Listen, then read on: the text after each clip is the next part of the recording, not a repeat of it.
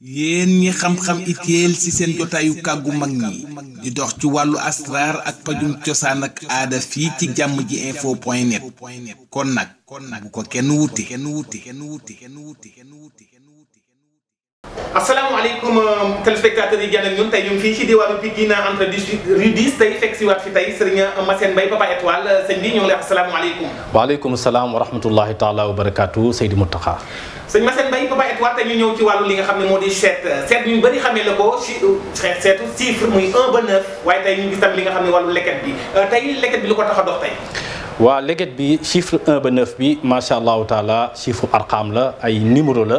waaye leget bi képp koo xam ne am nga aajo da ngay bind sa aajo rek boo ñëwee buñ ko ci jàmbee wax la li nga xamante ni moo lay tax a jug wax la li nga xamante ni moom mooy sa aajo ak li koy faj. te ñu gis ñaari ndaa yi nga xam da nga ko génne muy ndaa bu mag ak bu ndaw lan moo leen tax a jug ginnaaw si dafa lëmbee jamono ñaari ndaa yi nga yor.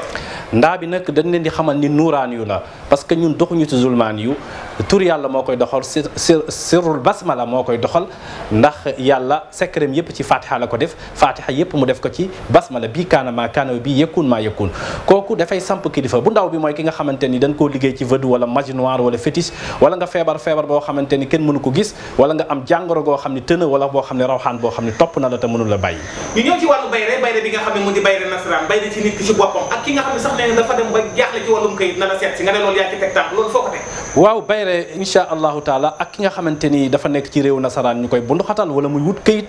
wala koo xamante ni bëgg na tukki loolu insha allah buñ la ko defalee mu ànd ak kawaru tubaab parce que kawaru tubaab bi du caagi na dañ leen di wax ngeen wut ko defar nañu lépp ba pare nga xamante ni buñ la ko joxee dañ lay topp dañ lay dimbali te insha allah sa aajo dana faju. ñu ñëw ci néew kàttan bi nga xam ne dafa lëmbee jamono góor gu néew kàttan ci bépp anam nga ne kooku itam nga yàgg ci def ay résultat ndax boobu ba léegi fa nga taxaw. waaw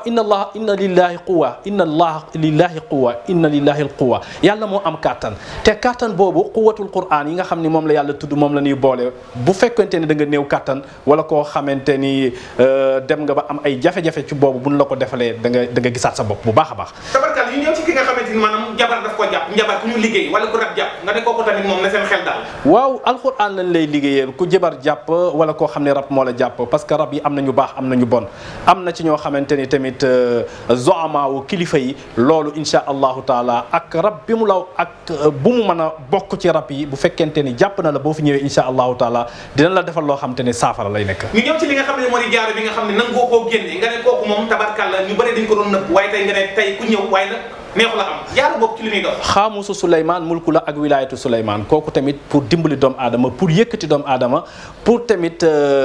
may ki nga xamante ni mooy visibilité doomu aadama képp koo xamante ni yaa ngi nekk si mbir te bëgg cee jug bëgg cee feeñ incha allah bu ñu la defalee jaaro boobu ak li muy àndal yàlla den si yëkkati. waxtu bi daf nañu lay tàggatoo sëriñ Massène Mbaye Papa Étoile. ñu ngi nuyu ñëpp surtout mbokk internet yi nga xamante ni waaye tamit ñu ngi nuyu waa réew mi di leen nuyu di leen ñaanal yàlla tawfiix fii daal ku fi ñëw incha allahu taala ci alquran ci kattanu sunu borom Papa Étoile dina la jàppale ci kattanu sunu borom ñu ngi jaajëfal ñëpp. yéen ñi xam-xam itéel ci seen jotaayu kàggu mag ñi di dox ci wàllu asraar ak pajum cosaan ak aada fii ci jàmm ji info point net kon nag bu ko kenn wuti.